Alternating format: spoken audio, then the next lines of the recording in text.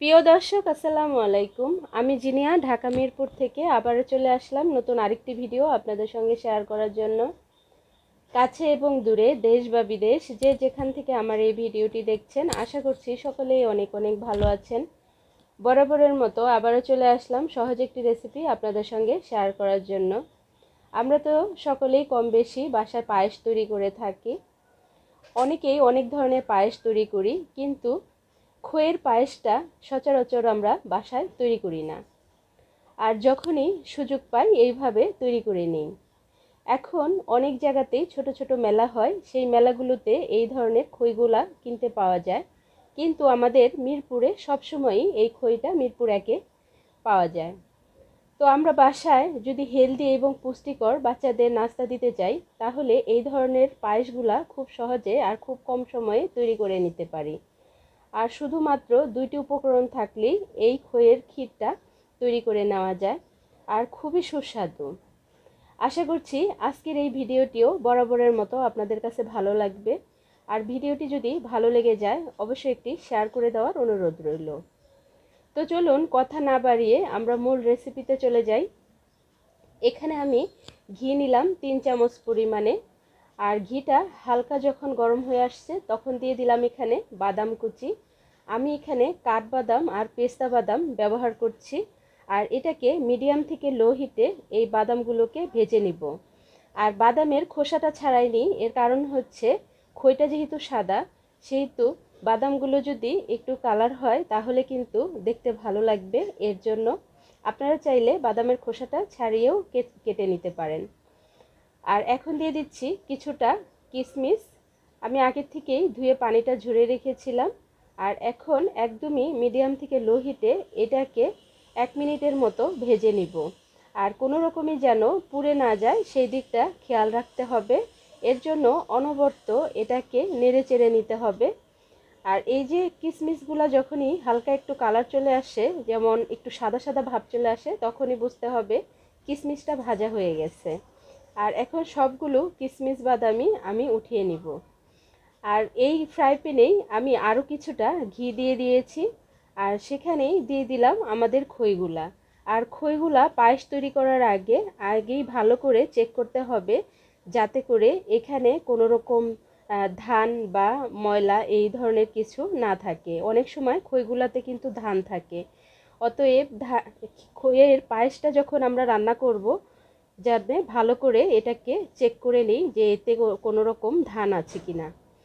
এখন মিডিয়াম থেকে লো হিটে এই ঘিয়ের সঙ্গে এই খইটা একটু ভালো করে আমি কিছুক্ষণ ভেজে নিচ্ছি। এতে করে খইটা অনেকটা মুচমুচেও হবে। আর হচ্ছে এই খইটা কিন্তু মানে দুধে যখন আমরা ক্ষীরটা রান্না করব তখন ভেঙে যাবে না। খইটা আস্ত আস্ত থাকবে। অতএব চেষ্টা করবেন খইটাকে একটু হালকা ভেজে নেওয়ার জন্য। আসলে প্রচণ্ড গরম পড়েছে, যখন বয়েসটা দেই তখন ফ্যানটা বন্ধ রাখতে হয়। বয়েসটা দিতে খুবই কষ্ট হয়। আর এই গরমে তো মানে একটু ঠান্ডা ঠান্ডা ডেজার্ট হলে মানে ভালো লাগে খেতে। অতএব এই ধরনের ছোট ছোট টিপসগুলা ফলো করে আপনারা যদি নাস্তাগুলো তৈরি করে নর্মাল ফ্রিজে রেখে তারপর পরিবেশন করেন, বড় থেকে সবাই একদম চেটেপুটে খাবে। আর এখানে আমি 1 লিটার দুধকে আগের থেকে জাল দিয়ে প্রায় 700 গ্রাম কি 600 গ্রামের মতো করে রেখেছিলাম। একটু জাল দিয়ে আগে থেকে ঘন করে রেখেছি, যাতে করে সময়টা এখন কম নেয়।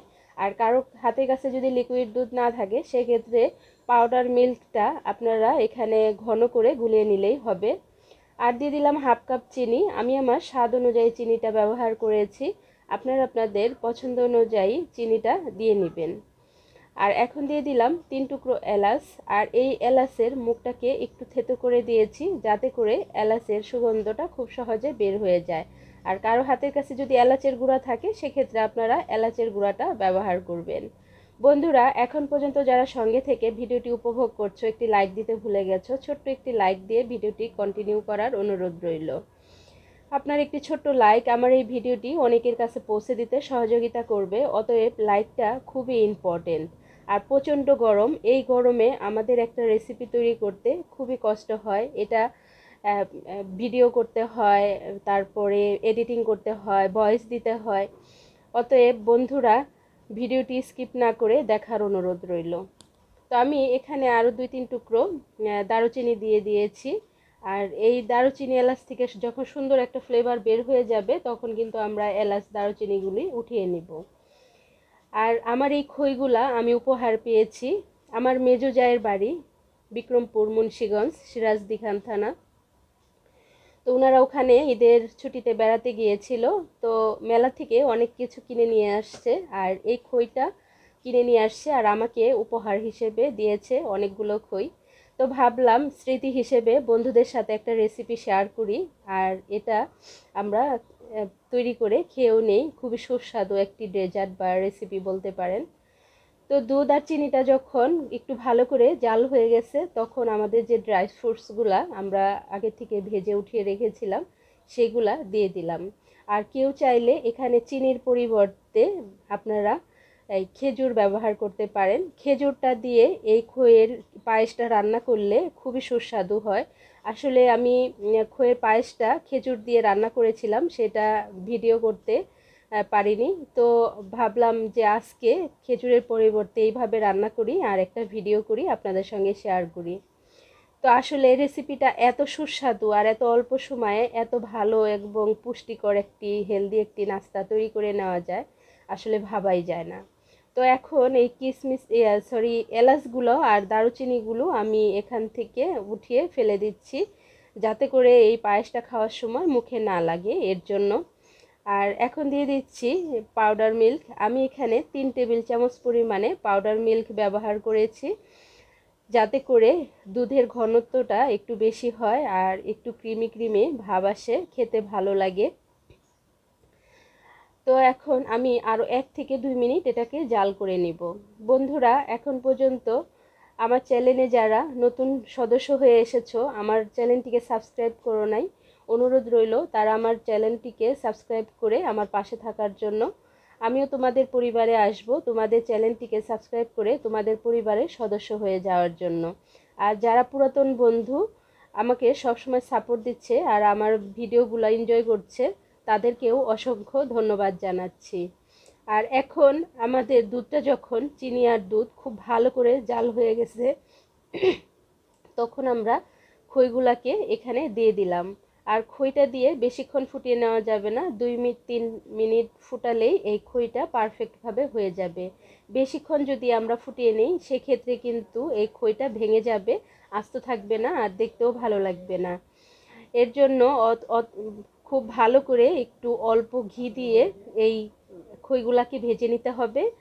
আর 2-3টা বলক এইভাবে বলক চলে আসলে এই খইয়ের চুলাটা বন্ধ করে দিতে হবে। তো এখন আমার চুলাটাকে আমি বন্ধ করে দিব আর 1-2টা বলক আসলেই। আর বন্ধুরা অবশ্যই তোমাদের মূল্যবান মতামতগুলো কমেন্টে জানাবা। তোমাদের সুন্দর সুন্দর কমেন্টগুলো আমার ভিডিও তৈরি করতে অনুপ্রেরণা জাগায়। অতএব সুন্দর সুন্দর কমেন্ট করবা। আর এই যে এখন আমরা চুলাটাকে বন্ধ করে আমরা এটাকে নামিয়ে নিব আর একটি সার্ভিং ডিশে আমরা ঢেলে নিচ্ছি। আর এটাকে আমি ঠান্ডা করে নিয়েছি। আমি প্রায় 20 মিনিটের মতো নর্মাল ফ্রিজে রেখে এটাকে বাইরে আনার পর এই যে এইরকম লুক এসেছে। খেতে এতটা সুস্বাদু হয়েছিল, আসলে বাসায় আপনারা ট্রাই না করলে বুঝতেই পারবেন না। বাচ্চা থেকে বড় সবাই খুব পছন্দ করে খাবে। খুবই হেলদি এবং পুষ্টিগুণে ভরপুর এই খাবারটি। আশা করছি ভিডিওটি ভালো লেগেছে। ভালো লাগলে লাইক কমেন্ট শেয়ার করতে একদমই ভুলবেন না। তো ভালো থাকবেন। আল্লাহ হাফেজ।